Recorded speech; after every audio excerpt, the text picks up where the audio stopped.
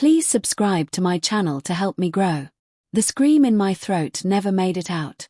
It froze there, sharp and metallic, the moment I saw his hand slide across her lower back in the shadows of the conference hall. The music thumped, glasses clinked, laughter bounced off the walls. But all I could hear was the soft drag of his fingers against my wife's dress and the quiet gasp she didn't think anyone noticed. For a second, I convinced myself it wasn't what it looked like. I told myself she was just moving past him, that office parties were loud and crowded, that the dim light played tricks on me. I was grasping at anything that would untangle the knot in my stomach. Anything that would stop the sinking truth I'd been denying for months. She turned, smiling politely at him. Too politely. The kind of smile she used to save for me before late nights at work became normal and her phone started living face down. My heart stalled as he leaned closer, whispering something into her ear. Her shoulders tensed. A quick, nervous glance. Her hand brushed his away, but not firmly enough to erase what I'd seen. When she spotted me across the room, her face drained of color. She excused herself and walked over, her movements too controlled, too careful. "You're early," she said, voice brittle. "And he's too familiar," I replied. She blinked slowly, the way she did when she needed time to lie. "It's nothing. He's my project manager. He jokes around."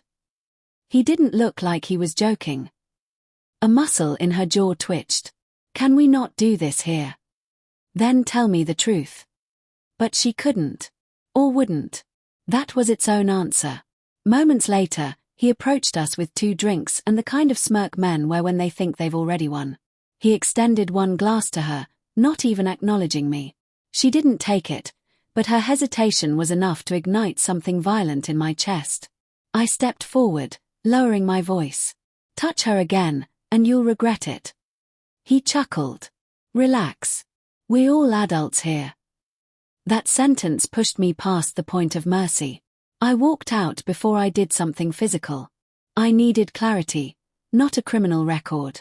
Outside, the cold air hit me hard, clearing my thoughts just enough to make room for something darker. I knew who he was. I knew where he worked. And I knew exactly what he was hiding.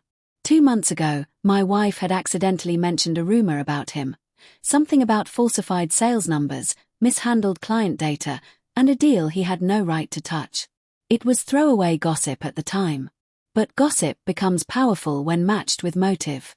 While she stayed inside with him, I sat in my car, logged into the back-end portal I'd built for her company years ago, and pulled up archived files. Digital footprints never die, not when someone as sloppy as him leaves them scattered like broken glass. Every contract he manipulated. Every email he deleted. Every number he forged. By the time the party ended, I had built a neat folder of evidence that would end his career instantly. She found me waiting by the exit, arms folded, expression fractured between guilt and fear and something like shame. "What did you do?" she whispered. "Protected you," I said. "Even from yourself." Her eyes filled, not with relief, but devastation. "I wasn't. I didn't." She swallowed.